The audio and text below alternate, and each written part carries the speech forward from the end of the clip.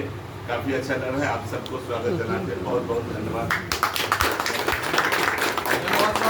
और एक बात, जितने लोग यहाँ हैं ये तो अपने आप में हम लोग गर्व महसूस करते हैं कि हमारे जो जनरल सेक्रेटरी हैं HMS के और हरभजन सिंह सिद्धू जी, उनको भी हम लोग चाहेंगे एक बार महामंत्री के माध्यम से एक बार यहाँ पर लाएंगे। अभी हम लोग कोई भी वेस्ट बंगाल जाते हैं तो कम से कम इतना तो सबको गर्व है कि वहाँ कहीं भी कोई परेशानी हो तो हर जगह यूनिट है हम लोगों का।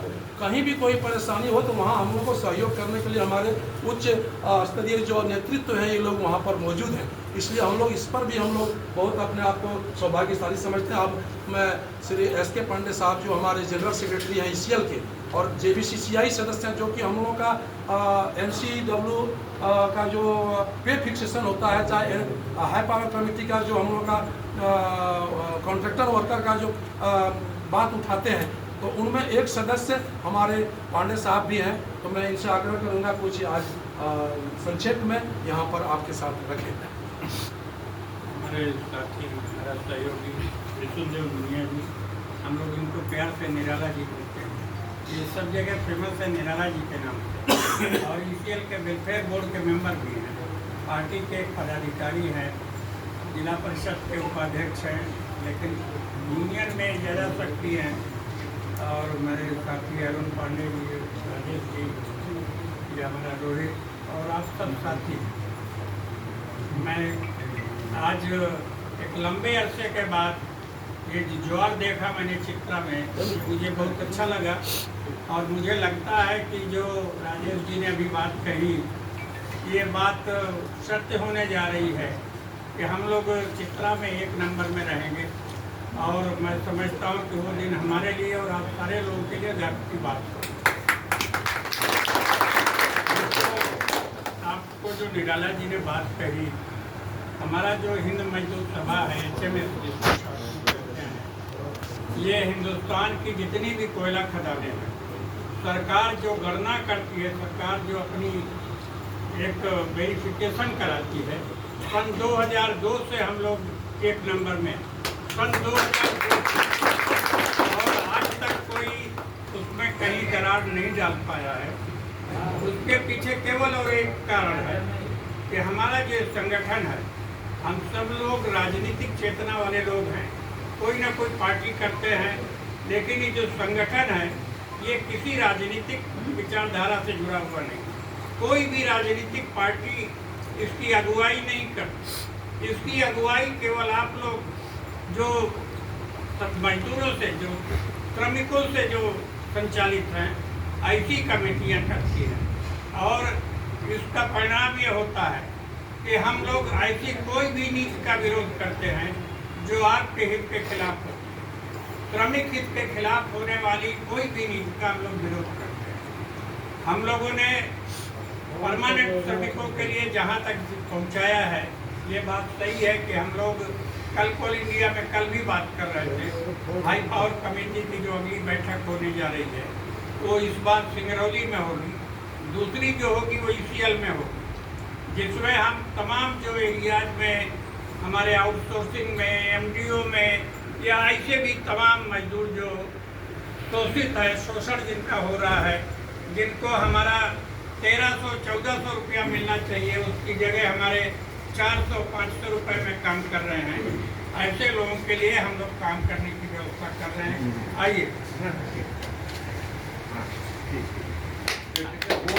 आपके बीच में इतना बड़ा रहनुमा है जहाँ जिसका कोई मुकाबला नहीं कर सकता है। और मुझे ये फख्र है, मुझे गर्व है कि 1978 से ये हम दोनों दोस्त हैं। ये एक बुलंदी तक गए, लेकिन आज भी उसी जगह में है, हम लोग दोस्ती बरकरार है। और आप सारे लोगों के लिए जो कुछ काम हम कर सकेंगे, उसमें इनका जो सहयोग यहाँ मिलता रहा है, वो सहयोग मेरे लिए बहुत अमूल्य धरोहर है।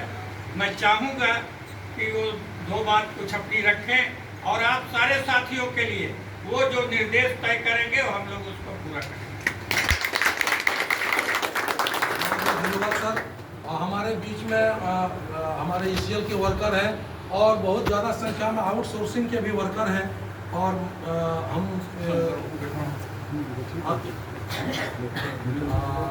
हम अब अपने अभिभावक और ससा बाबू से आग्रह करेंगे कि कोलियरी वर्कर जो कि बाहर से हैं, बहुत यहाँ माइनिंग के मैन हैं और आउटसोर्सिंग के लोग हैं, तो इन लोगों के लिए हमारे अभिभावक स्वरूप ससा बाबू से आग्रह करेंगे तो उससे अपना विचार रखें। सम्मानीय पांडे जी हैं और जब तक हैं तब तक हम लोग हैं, साथी हैं। मैं मूलतः चित्रा कोलियरी में ही ज़्यादा समय दिया है और यहाँ के हर छोटे बड़े पॉइंट को मैं जानता हूँ, लेकिन दुख के साथ कहना पड़ रहा है कि 50 सालों में पहली बार कोलियरी अपने निम्न स्तर पर अपना प्रदर्शन कर रहा है। आज कोलियरी ये स्थिति है कि जहाँ प्रतिदिन 300 ट्रक निकलते थे कोयला लोड लेके, बाजारों में रौनक रहती थी, आज 1 तारीख जो स्लिप कटा है बिक्री के लिए, आज 20 तारीख हो गई, आज तक वो ट्रक नहीं निकले। माने 20 दिन से कोलियरी ठप पड़ी, काम नहीं हो रहा, कोलियरी के पास डीजल नहीं, जीएम एजेंट तस्लीम में कहीं बाहर गए पता नहीं, और हमारे मजदूर जो हैं, खास करके ट्रक लोडिंग से जुड़े हुए जितने लोग हैं, आउटसोर्सिंग से जुड़े हुए, वो सारे लोग संकट में। जिनके पास नौकरी है 1000 लोग ऐसे हैं, तो उनको वेतन मिल रहा है। वेतन भी इस बार 15 तारीख को मिला, 1 तारीख को जो मिलना था 15 तारीख को मिला, वो भी संकट शुरू हो गया। तो आज हम लोग बहुत संकट की स्थिति में, चित्रा कोलियरी जो चल रहा है वो एक संकट की स्थिति चल रहा है।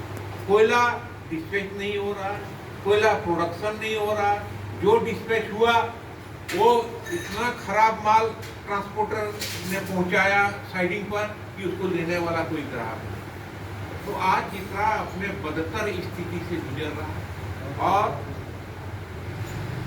हम लोगों ने संदेश दिया था, हमारे पांडे जी अभी पूरे ईसीएल का, कोल इंडिया का राजनीति करते हैं, तो इसीलिए इनको मैंने बोला है कि आप भाई आप देखो कि ये आज स्थिति चित्रा में इतनी बिगड़ गई है कि मजदूरों के रोजी रोटी पर संकट पड़ गया है। यहाँ केवल परमानेंट मजदूर हैं, कैजुअल मजदूर जो है, ट्रक लोडर हैं, आउटसोर्सिंग से जुड़े कंपनियों के मजदूर हैं, ये सारे इतने मजदूर हैं, आज उनके रोजी रोटी पर, उनके जीवन यापन पर, उनके हड़िया पर संकट आ।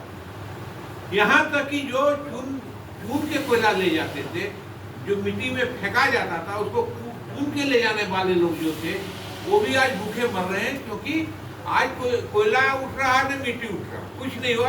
कोलियरी आराम से सारे लोग वेतन ले रहे हैं, हमारे ऑफिसर वेतन ले रहे हैं, आराम से जिंदगी उनका चल रहा है, लेकिन कोलियरी निष्प्राय है।